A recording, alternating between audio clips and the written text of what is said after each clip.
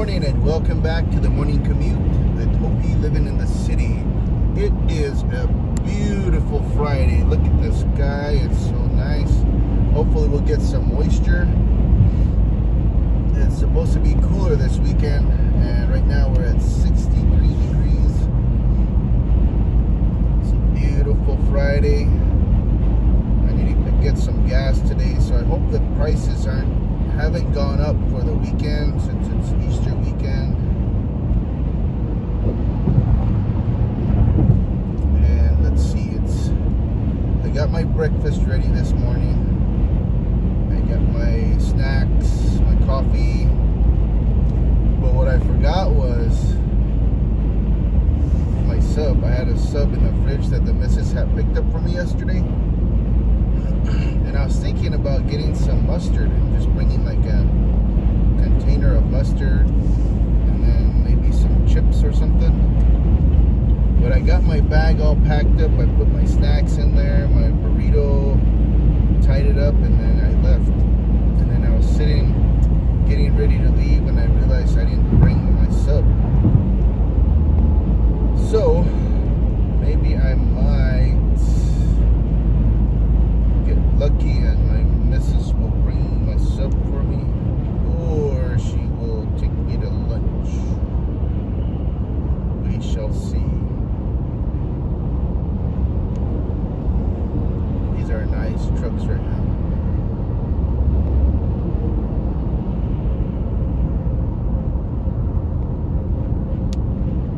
Just gonna pick up a load somewhere.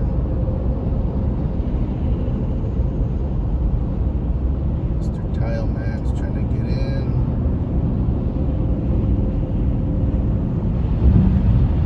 He's actually doing maybe a roof or something. Something.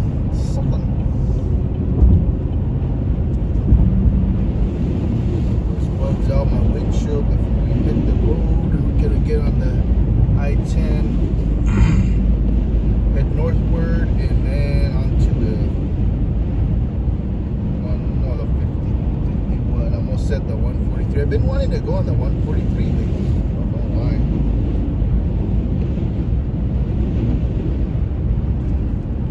So what's your plans for Easter weekend? You guys staying home? Are you going anywhere? Are you going to have friends over, family over? I know there's been a lot of discussion about egg prices and alternatives to boiled eggs. However, the stores do have lower prices. I've seen some, just depending on the type of carton and the size. I've seen 6 something at Food City, 6 something at AJ's. I'm not sure about Fry's or Bash's or Safeway. But I do need to get some eggs this evening for our breakfast tomorrow. And I couldn't find this, the cayenne pepper that I've been using. I could not find that this morning. I was digging around, and then I realized that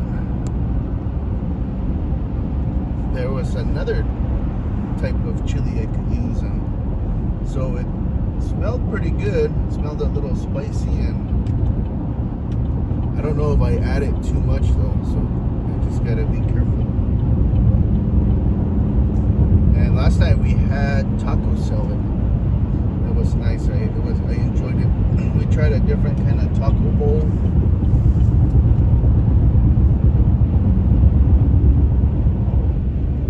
So I found out there's that pothole up here. It's about when you get to it's around the IKEA store, and if you stay to the left of this carpool lane, you'll miss it.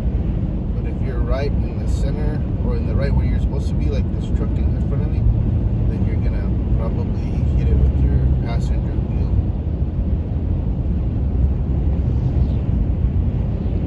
But I got a quote yesterday for a roofing job up north, and it was a lot lot more than I expected. It included removing the existing asphalt tile, inspecting the roof, putting down a new underlayment, and then applying a metal roof. I was thinking, materials without the underlayment probably would have been around like $3,500 from Bonjour Steel. I'm not sure who they're getting their quotes from, and I figured maybe a couple grand labor, but 10 grand, it was pretty steep. So I'm gonna see if there's any room to negotiate, and then I'll get another 2 more quotes before we make a decision. But I think, and I truly feel that the metal roof is the way to go, because right now with the asphalt shingles, you're going to be replacing them after maybe 5-10 years. It's just the wind and the sun, and if you need to go up there, you're gonna be walking on it and rubbing some of the rocks off. And I've been wanting to do the shed roof. I got a quote for that from Bonjour Steel. It's around $1,100 for materials, everything, and then including the sides, the roof panels themselves, the ridge cap. And I was just gonna go on top of the existing asphalt shingles and put maybe some 1x2s on there, all around the perimeter, and then every 2 or 3 feet, and then just put on the metal roof. But I haven't gotten around to doing that, and so I'll see what these guys say. There's a nice truck over here. Let's take a look at it. We're following some slow people. Got a nice welder. I watched this rescue yesterday, and these guys had a 3,500 Dodge crew cab that was all, I guess, modded up for recoveries, and it had some huge wheels on there, some massive, rugged off-road wheels, and it had all 4-wheel steering. It was pretty nice. It was a monster.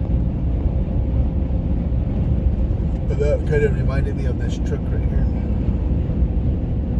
Mrs. also sent me an ad yesterday that she's got. It was for a 2025 Silverado crew cab. I don't know if it was a 4x4, and it was 3,500 from, I think, Chapman Chevrolet, or 35,000. Sorry, 35 grand. But I think those have the newer style engines that are, I think, a V6 with turbo or something. There we go.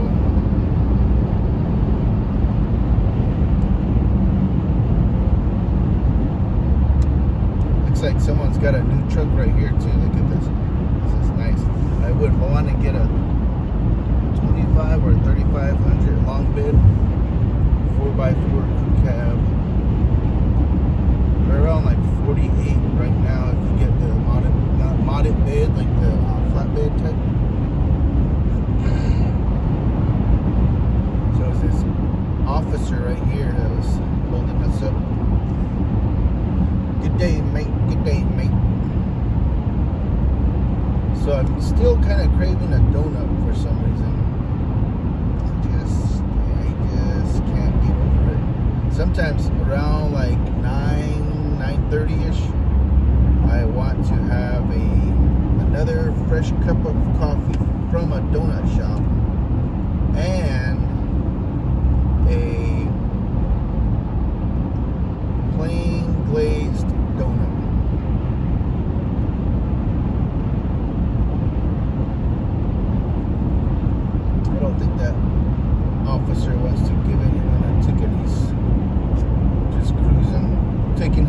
going into work.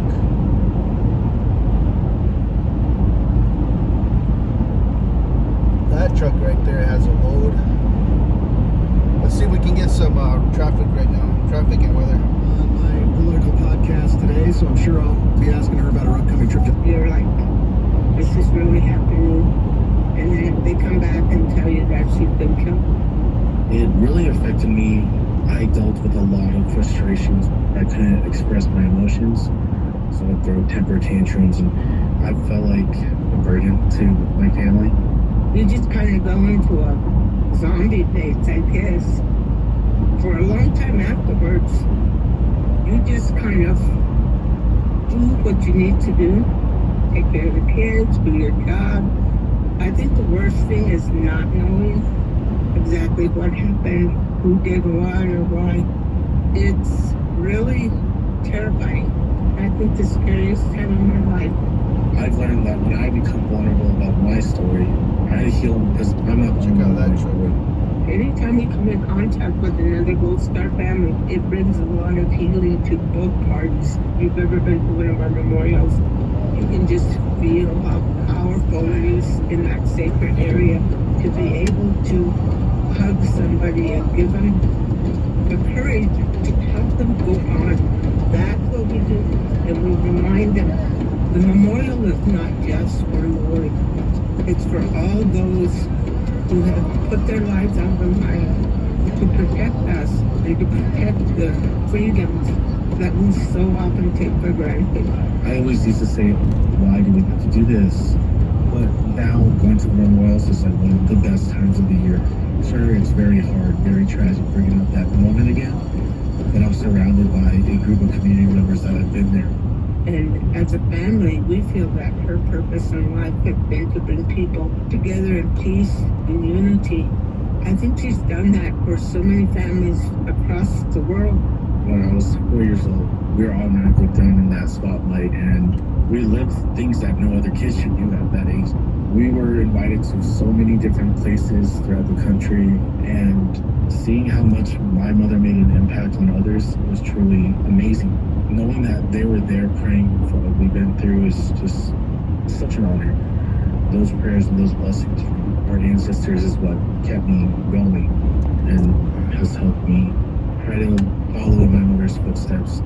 We don't need it to be on a website, to be plastered everywhere. We just need to know that in our spirit, in our soul, in our mind and body, we know what they went through, and we need to carry it down to the future generations. Everyone wants us to be upset or angry. It's one or two people that are making these decisions. The rest of the world will always remember them because it's history. You can't undo what's already been done. So we need to just pray and continue our rituals, our blessings, and keep our communities together, keep our sacredness alive. As long as we can continue to tell their stories, continue to read the books about them, to keep in our hearts the fact that this is what they did for us, then it doesn't matter who tries to make it go away. For KJZZ News, I'm Gabriel P. Toddcast.com. Well, we didn't get any news on the weather or traffic, but that was a nice story. I hope you guys have a great day. Don't forget to tell your loved ones how much you appreciate them. Reach out to them, stop by, visit if you can. And thanks for tuning in. Have a great day.